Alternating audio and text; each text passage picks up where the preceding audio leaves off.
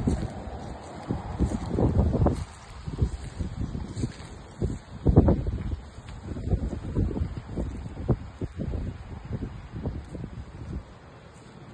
guys, update ko kayo dun sa apple na tanim ko nung bago mag-summer.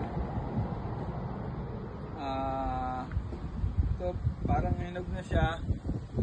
Kukuhain na namin bago may maubusan ng maubos ng ibon.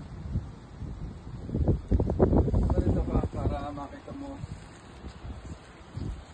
So kinakain na ng ibon. So ito yung nakalagay dun sa paper, end of September pwede na siyang i-harvest. September 20 ngayon, so siguro may hinog na siya dun sa table. Tsaka kitang kita ng mga bata, baka mamaya mawala pa. So kuhain na namin. So ito yung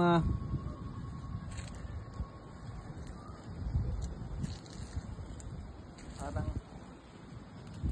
ayan lapit ka rito. Ayan, ganyan siya kalaki.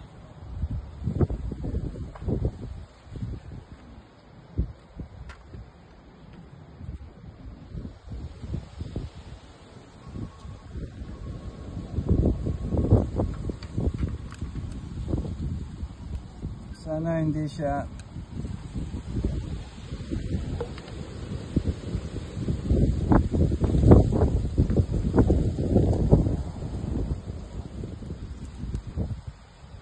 ang laki nito. Grabe talaga.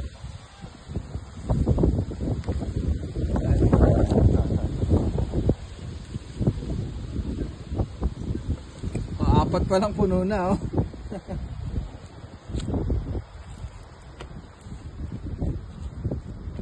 Ito naman na